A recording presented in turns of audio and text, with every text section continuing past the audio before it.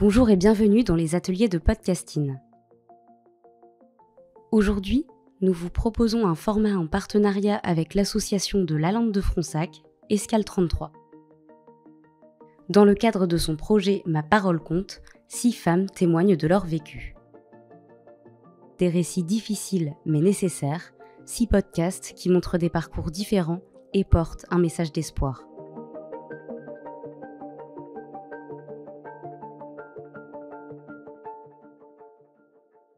Attention, cet épisode aborde des sujets sensibles. Pour en savoir plus, vous pouvez vous reporter à sa description.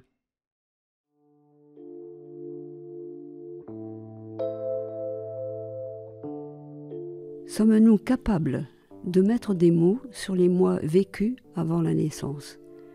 Ressentis ou imaginés? Peut-être les deux. On appelle cela mémoire émotionnelle prénatale et de la naissance. Et c'est ce dont j'aimerais vous parler aujourd'hui. Cette mémoire de ma vie intra-utérine m'a beaucoup influencée dans mes sensations comme dans mon rapport à l'autre.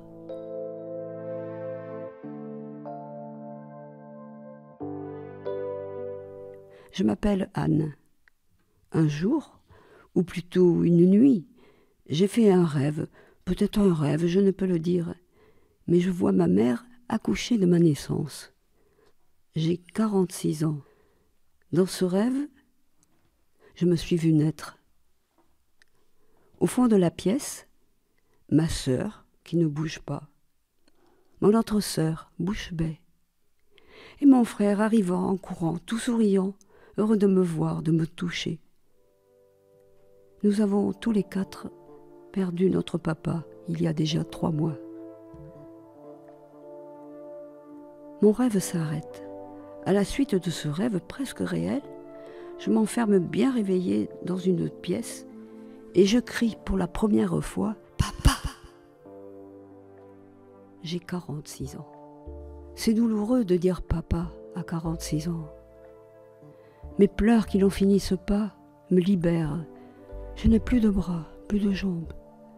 Toutes ces années passées sans pouvoir l'exprimer. Douleur et bonheur se mélangent. Ce cri a été pour moi une seconde naissance. À partir de ce jour, mon père n'est plus une image parfaite, trop idéalisée, mais un être vivant avec un passé que je ne connais pas, mais que je réclame à ma tante qui prend plaisir à activer ses souvenirs, qui donne vie à mon père. Avec ce rêve imaginaire, qui sait, je commence à me construire, à prendre ma place. Après ce cri, j'ai eu envie d'écrire les ressentis que j'ai pu avoir avant ma naissance. Notre mémoire peut ressurgir et nous amener à mettre des mots sur les sensations vécues avant la naissance. Laissons-la s'exprimer au fil du temps. Je m'appelle Anne.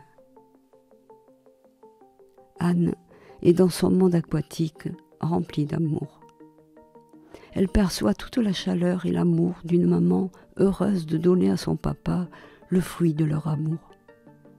Elle entend autour d'elle des mots qui lui font écho, des mots de tendresse qui parfois la font déplacer dans ses mouvements.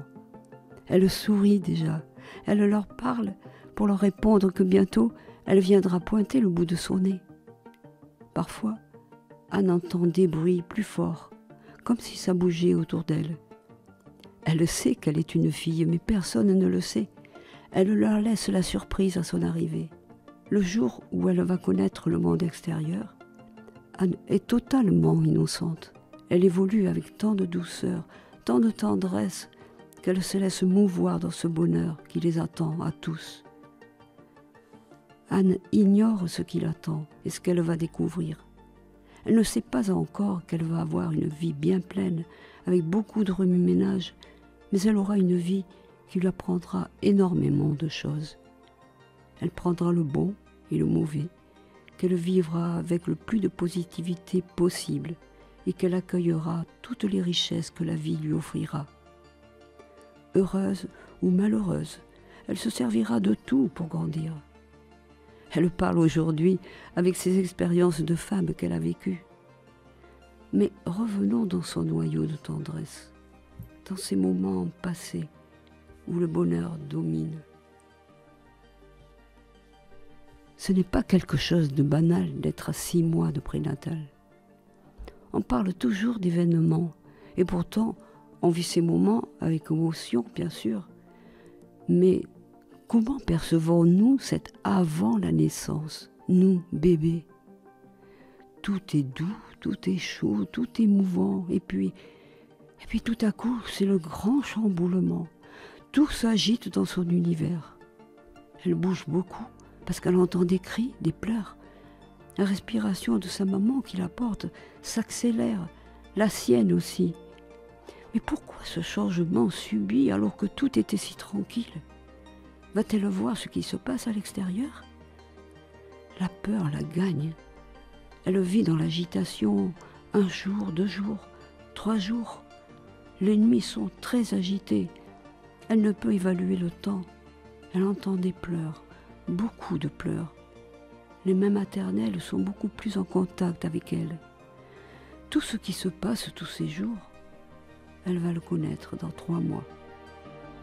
Tout n'est plus comme avant. Sa vie a basculé. Anne vient de perdre son papa. 3 mois difficiles. Maman pleure souvent, surtout la nuit. Elle se lève souvent. Elle parle et j'entends des voix que je ne connais pas. Parler avec elle doucement. Ces 3 mois ont paru très longs. Et puis un jour, son monde aquatique où elle vit commence à s'évacuer. Avec beaucoup d'efforts et de gémissements de sa maman, soudain Anne trouve enfin ce contact avec l'air. Tout son corps est nu et des mains la tiennent. Elle n'a plus le même air pour respirer, ce qui la fait crier fortement. « Coucou, je suis là, je vous découvre tous !» Une dame en blouse blanche me lave dans l'eau, mais ce n'est pas la même. Maman me sourit. Oh, qu'elle est belle et douce. C'est drôle, elle me sourit et pourtant elle pleure. Pourquoi? Moi qui l'entendais si bien parler avec mon papa. Pourquoi? Pourquoi il n'est pas là? C'est pour ça qu'elle pleure? La vie dans le monde extérieur commence pour Anne.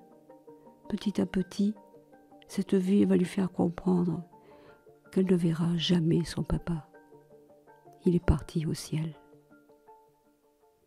Je vous offre ce poème qui m'a dégagé de mes peines. Aujourd'hui, la vie me sourit et elle peut être belle. Le décès de mon père m'a engendré la possibilité d'écouter, d'entendre et d'aider autour de moi. Mes connaissances en naturopathie et en sophrologie ont renforcé mon ouverture à l'autre. Par ma conscience éveillée, ma naissance m'a rendue plus forte. Au fil du temps, l'écoute et l'aide se sont confirmées. Et je travaille dans un lieu où l'écoute est très ouverte, et ça se sait. Un jour, une personne qui chantait dans une chorale en solo m'appelle. Elle est aphone. Elle a un cancer ce soir. Plus de voix en solo, c'est plutôt très angoissant. Je lui propose de venir pour en parler. Recette de grand-mère, bain de pied dans de l'eau chaude, infusée avec des feuilles de sauge. Gargarisme avec infusion de sauge également. Cataplasme d'argile sur la gorge. Elle écoute très attentive. Je ne peux pas garantir l'efficacité de la recette, mais pour moi, il y a autre chose, plus profond. Je lui demande s'il ne s'est rien passé de particulier ces jours derniers, des événements peut-être difficiles, et que le côté émotionnel a pu réagir sur sa voix. Les larmes lui montent aux yeux. Je m'en aperçois, mais je reste à son écoute. Et tout à coup, elle craque et ne peut plus rien retenir. Elle me dit en sanglots que ce soir, c'est l'anniversaire du décès de son fils. Elle ne sait pas pourquoi elle m'en parle, mais je sais qu'il ne faut pas la lâcher maintenant. Je ferme la porte pour ne pas être dérangée et lui dis simplement « Laissez-vous aller, ne retenez rien, laissez-vous pleurer. » Et pendant qu'elle évacue sa douleur, je lui masse le dos. Elle s'abandonne, elle pleure et je laisse faire. Elle est fatiguée, toute molle. Doucement, sa force et sa volonté reviennent. Je lui propose de rester encore un peu pour être bien. Elle doit rentrer. Elle se sent vidée, mais l'esprit léger, bizarre. Tout l'après-midi, les bains de pied, les gargarismes, les cataplasmes se succèdent. Elle commence ses vocalises. Peu à peu, elle retrouve sa voix et la confiance aussi. La voilà prête pour sa soirée. Le lendemain, elle m'appelle pour me dire que ça s'est bien passé. Elle a pu chanter son solo sans peur et en confiance. Les recettes de grand-mère ont pu aider, mais toute cette douleur retenue qu'elle gardait depuis plusieurs jours et qu'elle a pu libérer ce soir-là, a pu être évacuée. Ça a été le meilleur remède. Encore fallait-il être accompagnée. Bien sûr, elle voulait me dire merci, mais elle ne put imaginer le cadeau que j'ai reçu d'elle. La libérer d'une telle souffrance, avoir su l'écouter pour entendre son émotion et la comprendre, ce fut pour moi une belle leçon d'amour. Donner de l'amour, c'est se remplir d'amour soi-même. Ne nous en privons pas, ça fait tellement de bien à tout le monde.